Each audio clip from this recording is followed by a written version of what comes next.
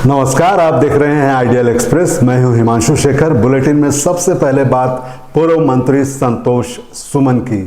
जी हां, पटना से एक बड़ी खबर आ रही है जहां के पूर्व मंत्री संतोष सुमन कई मुद्दों पर साफ और तीखी प्रतिक्रिया उन्होंने दी है। उन्होंने महागठबंधन की बैठक को आंतरिक मामला बताया। वहीं बिहार की कानून व्यवस्था पर कहा कि सरकार सजग है और ऐसे में अपराधी बख्शे नहीं जाएंगे। इसके साथ ही उन्होंने 2025 चुनाव पर भरोसा जताते हुए कहा कि एनडीए फिर पूर्ण बहुमत की सरकार बनाएगा।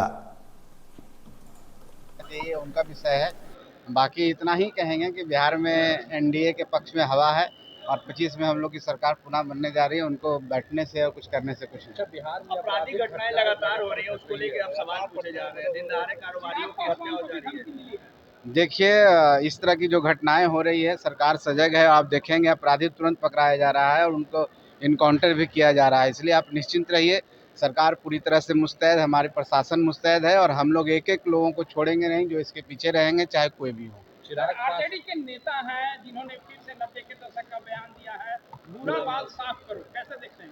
देखिए, उनका तो आदत है इस तरह की। उनके कार्यकर्ता जब भी उनको मौका मिलेगा उग्र हो जाते हैं और वो 90 के जंगल राज की याद दिलाते हैं। तो ये सब तो होना ही है और जनता समझ रही है और जनता को झलक मिल गया तो हम समझते हैं 25 में जनता उनको जरूर सबक सिखाएगी। चिराग पासवान की पार्टी की ओर से कह रहे हैं कि बिहार में लॉ एंड ऑर्डर ठीक नहीं है, सरकार को इस पर गंभीरता से देखना चाहिए। देखिए, उनकी पार्टी के जो भी प्रवक्ताओं ने इस तरह की बात की है, उन्होंने सरकार का ध्यान आकृष्ट किया है कि आए जो भी विगत दिनों में कुछ ज़्यादा आपराधिक घटना बढ़ी है, वो संवेदना और सरकार को सजग रहने की बात कहे हैं। बाकी कुछ नहीं है और सरकार संज्ञान ली है। सरकार पूरी तरह से सक्षम है, प्रशासन हमारा सक्षम है। माननीय मुख्यमंत्री जी सुशासन बाबू के रूप में जाने जाते हैं। अपराधी यहाँ बच नहीं सकते हैं। कितने सीटों पर? अभी ये मामला तय नहीं हुआ, जब तक कुछ बात नहीं होती है तो इस पर क्या हम बात करें। महाराष्ट्र में जिस तरीके से हिंदी भाषा को लेके बयानबाजी हो रही है और कहा जा रहा है कि अगर महाराष्ट्र में रहना है तो मराठी बोलना सीखना होगा। देखिए, दुखद है और हमारा देश भारतवर्ष है और यहाँ हिंदी हमारी राष्ट्रभाषा है। कोई भी नेता हो, कोई भी व्यक्ति हो, इस तरह की बात करते हैं, वो देश के नागरिक नहीं हो सकते हैं, वो देशद्रोही हो सकते हैं। हम हिंदी का सम्मान करते हैं, सभी भाषाओं का सम्मान करते हैं। यहाँ पर किसी एक भाषा को, एक धर्म को लेकर नहीं चला जा सकता है। ये अत्यंत निंदनीय है, इसकी हम कड़ी निंदा करते हैं। राहुल गांधी कह रहे हैं कि महाराष्ट्र के तर्ज पे बिहार में भी वोट चोरी की जा रही है। डरे हुए लोग हैं, जो जनता का मिजाज को भाप गए हैं कि हमको आना नहीं है, तो इस तरह के बहानाबाजी करना है क्योंकि चुनाव के बाद उनको तो कुछ न कुछ बोलना है ना, इसलिए अभी से प्लेटफॉर्म तैयार कर रहे हैं। कांग्रेस के नेता कह रहे हैं कि जैसे जैसे नीतीश कुमार का तबियत गिरा उसी तरीके से बिहार में सुरक्षा लॉ एंड ऑर्डर गिरा। अब पता नहीं नीतीश जी के बारे में कांग्रेस के नेताओं को कितना पता है कि वो डॉक्टर हैं, क्या हैं, भविष्यवक्ता हैं, इसकी मुझे नहीं जानकारी है।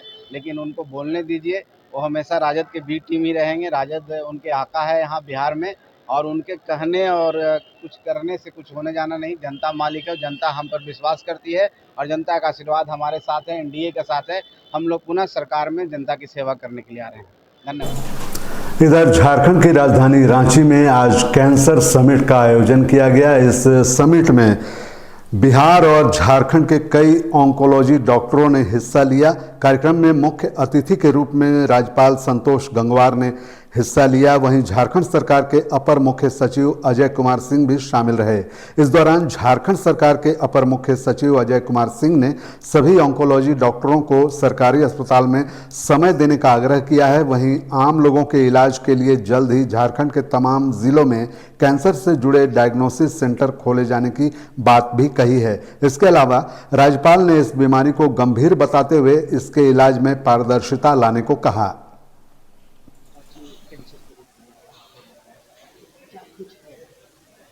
जैसे कि ये रांची कैंसर समिट हमने ऑर्गेनाइज किया है, जो अपने आप में एक तरह का बहुत ही यूनिक प्रोग्राम है, जिसमें सिर्फ डॉक्टर्स पार्टिसिपेट नहीं कर रहे हैं। इसमें पेशेंट्स, एनजीओ, सदर हॉस्पिटल, रिम्स रांची और करीब 14 डिस्ट्रिक्ट से डॉक्टर्स हमारे पास आए हैं।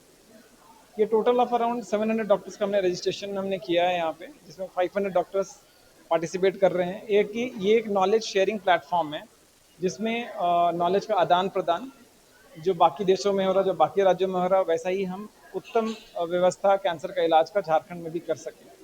तो ये एक डॉक्टर्स के लिए भी सीखने के लिए था, पेशेंट भी इससे बेनिफिट हुए हैं। तो ये अपने आप में इस तरह से एक यूनिक प्रोग्राम था, जो झारखंड को एक national hub, cancer national capital, ये नेशनल हब ट्रीटमेंट के लिए नेशनल हब बनाने में एक माइलस्टोन साबित होगा आगे चल के। तो जैसे अगर मैं बात करूँ, झारखंड के बाहर हमारे पास यूएस से 4 डॉक्टर्स सम्मिलित हुए हैं, हमारे पास दुबई से हैं, नेपाल से डॉक्टर्स हैं, और अगर आप बात करेंगे तो सारे ही बड़े हॉस्पिटल जैसे TMH Mumbai, AIIMS, H.N.. Reliance, Kokilaben, AIG, तो इन सभी जगह से डॉक्टर्स हमारे पास यहाँ पे आए हैं, फिजिकली प्रेजेंट है हमारे पास। झारखंड में कितना फायदा होने वाला है? देखिए, सब कुछ एक नॉलेज से ही चालू होता है। अगर हम किसी चीज़ से डरते हैं, अगर हम उस चीज़ के बारे में नॉलेज होता है तो हम डरना बंद कर देते हैं। तो हमारा ये एम है कि जिस तरह से लोग पलायन करते हैं किसी भी एक अच्छे स्वास्थ्य व्यवस्था के लिए, तो हम चाहते हैं कि हम भी रांची को उस दिशा में उभारें कि लोगों का पलायन रुके, लोग दूसरी जगह परेशान ना हो जाने के लिए। तो ये एक तरह का माइलस्टोन होगा जो झारखंड को, रांची को as a treatment capital, cancer capital नहीं, treatment capital of the region के रूप में हम लोग उभारने का कोशिश कर रहे हैं। और मैं नेहा स्वागत करती हूँ आपका आइडियल एक्सप्रेस में, और इस वक्त मैं मौजूद हूँ झारखंड की राजधानी रांची स्थित रेडिसन ब्लू में, जहाँ पे कैंसर समिट हो रहा है और यहाँ पे कई देश विदेश से भी डॉक्टर जुड़ रहे हैं। आइए हम जुड़ते हैं और बात करते हैं। अपना परिचय दे दीजिए। मेरा नाम डॉक्टर सतीश शर्मा है, मैं मेडिकल ऑन्कोलॉजिस्ट हूँ, मेडिकल हॉस्पिटल रांची में, जो मणिपाल हॉस्पिटल का पार्ट है। सतीश सर, आपको बहुत बहुत स्वागत है हमारे चैनल पे। क्या कुछ कहिएगा सर, ये रांची में ये पहली बार कैंसर समिट हो रहा है, झारखंड के लोगों को कितना फ़ायदा देखने को मिलेगा? तो हमारा जो ये रांची कैंसर समिट है अपने आप में एक यूनिक प्रोग्राम है, जहाँ पे हमने सिर्फ डॉक्टर्स को कनेक्ट नहीं किया है पूरे झारखंड से, बल्कि एक कोशिश हुई है कि हम सोसाइटी को कनेक्ट करें, गवर्नमेंट मशीनरी को कनेक्ट करें, और जो रिम्स सदर जितने भी गवर्नमेंट मेडिकल कॉलेज हैं उनको कनेक्ट करें। साथ के साथ जो स्टूडेंट्स पढ़ रहे हैं उनको भी एक कनेक्ट करने की कोशिश की गई है, ताकि हम लोग एक कॉमन प्लेटफॉर्म पे आ सके और एक कॉमन तरह का इलाज दे सकें मरीजों को झारखंड में। यहाँ पे देश विदेश के भी डॉक्टर जुड़े हैं। तो यहाँ पे हमने हमारे कुछ डॉक्टर जो हैं यूएस से हमारे साथ जुड़े हुए थे, एआईजी हैदराबाद से, टीएमएच मुंबई से, एच.एन. रिलायंस, कोकिलाबेन, सारे भी प्रतिष्ठित हॉस्पिटल से डॉक्टर्स यहाँ पार्टिसिपेट कर रहे हैं। साथ के साथ हमारे जितने भी मेडिकल कॉलेजेस हैं वो किसी न किसी रूप में दे आर पार्टिसिपेटिंग। क्या कुछ कहिएगा सतीश जी, कैंसर का नाम सुनते ही जो लोगों के मन में कहीं ना कहीं डर भय जो होता है वो आने लगता है। तो यही एम है रांची कैंसर समिट का, कि हम ये जो एक डर होता है कि कैंसर एक डेथ सेंटेंस है, इसको किसी तरह से हम डर को मिटाना है, और ये तभी हो सकता है जब उसके बारे में लोगों को के बीच जानकारी हो, उससे लोग डरे नहीं और बिना डरे सामने आए हमारे। सर, किस तरह से आप लोगों के बीच अवेयरनेस फैलाइएगा इसे लेकर के? तो हमने रांची कैंसर समिट के क्योंकि मैं लोकल रामगढ़ का ही हूँ, तो हम बहुत जगह सैयास को कनेक्ट करते हैं, सदर हॉस्पिटल में हम फ्री ओपीडी करते हैं, बहुत जगह हमारे हर एक डिस्ट्रिक्ट में टॉक्स होते हैं, तो इस तरह से हम लोग ये अवेयरनेस फैलाते हैं। सर, कैंसर को लेकर अगर बात की जाए तो लोग जो है बाहर भी प्लान करते हैं, बाहर चले जाते हैं इलाज के लिए। उन्हें लगता है कि यहाँ पे सफल होने जैसा इलाज नहीं हो पाया। बहुत सारे लोग होते हैं। बिल्कुल सही है कि वो कॉन्फिडेंस, क्योंकि कैंसर के रांची में हाल फिलहाल में ही चालू हुआ था, तो वो कॉन्फिडेंस लोगों में नहीं है। तो वही कॉन्फिडेंस बिल्डअप करने के लिए, और जो लोकल डॉक्टर्स है और उनके बीच और जो डॉक्टर्स के बीच में, कैंसर डॉक्टर्स के बीच में एक अच्छा कोऑर्डिनेशन हो सके, तो यही ये कार्यक्रम का उद्देश्य है। जी, आपका बहुत बहुत धन्यवाद। ये हमारे साथ डॉक्टर सतीश जुड़ चुके थे, जिन्होंने बहुत ही बेबाकी से अपनी बातों को रखा और इन्होंने कहा कि कैंसर एक ऐसी बीमारी है जिसे लोग नाम सुनते ही उनके मन में भय हो जाता है, लेकिन इस सेमिनार के बाद जो लोग हैं वो कहीं ना कहीं अवेयर होंगे और बहुत सी जानकारियाँ उनको सुनने को मिलेगी। ऐसे ही तमाम अपडेट्स के लिए बने रहे आइडियल एक्सप्रेस के साथ, अपनी रिपोर्टर नेहा के साथ। और मैं नेहा, और बुलेटिन में आगे बढ़ते हुए अब बात करते हैं भोजपुर की, जहां की बड़हारा विधानसभा क्षेत्र के बबूरा बाजार में रणविजय सिंह राजापुर वाले के समर्थकों ने शांतिपूर्ण जन प्रदर्शन आयोजित किया। इस दौरान सैकड़ों ग्रामीण, युवा, महिलाएं और स्थानीय व्यापारी शामिल हुए। शांतिपूर्ण लोकतांत्रिक प्रदर्शन के माध्यम से पूर्व एमएलसी एवं वरिष्ठ जनसेवक रणविजय सिंह के प्रति अपना समर्थन प्रकट किया गया। बताया गया कि यह प्रदर्शन हाल ही में छोटू सिंह द्वारा सोशल मीडिया पर रणविजय सिंह को लेकर की गई आपत्तिजनक और स्तरहीन टिप्पणी के विरोध में किया गया। प्रदर्शनकारियों ने स्पष्ट किया कि बड़हरा की जनता नकारात्मक और अवसरवादी राजनीति को सिरे से नकारती है। प्रदर्शन के दौरान लोगों ने छोटू सिंह के पुतले को प्रतीकात्मक रूप से जूतों की माला पहनाकर विरोध प्रकट किया। इसको नहीं कहा जाए, हाँ विरोध कहा जाए। प्रदर्शन हम लोगों ने नहीं किया, उनके वक्तव्य का हम लोग विरोध कर रहे हैं। प्रदर्शन हमारे इतना हम लोग रोज रणविजय सिंह के लिए घूम रहे हैं क्षेत्र में।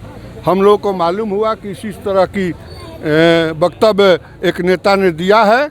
तो बबीरा पवित्र भूमि है, संगम की भूमि है, बड़हरा की सबसे पावन धरती है। इसलिए हम लोगों ने सोचा कि इसी धरती पर आके उनके उस वक्तव्य का हम लोग विरोध करेंगे। परिचय देते हैं। राणा प्रताप सिंह मुफस्सिल, आरा मुफस्सिल। इधर अहमदाबाद प्लेन हादसे के 1 महीने के बाद शुरुआती जांच रिपोर्ट सामने आ गई है। Aircraft accident investigation bureau AAIB ने 12 जुलाई को 15 पेज की रिपोर्ट सार्वजनिक की। प्रारंभिक जांच के मुताबिक यह हादसा विमान के दोनों इंजन बंद होने की वजह से हुआ था। टेक ऑफ के तुरंत बाद एक एक करके दोनों फ्यूल स्विच बंद हो गए थे। इस वजह से दोनों इंजन भी बंद हो गए। इस दौरान कॉकपिट की रिकॉर्डिंग से पता चला है कि एक पायलट ने दूसरे से पूछा था कि क्या तुमने स्विच बंद किया है? दूसरे ने जवाब दिया नहीं। आगे और भी बातें सामने निकलकर आने वाली हैं।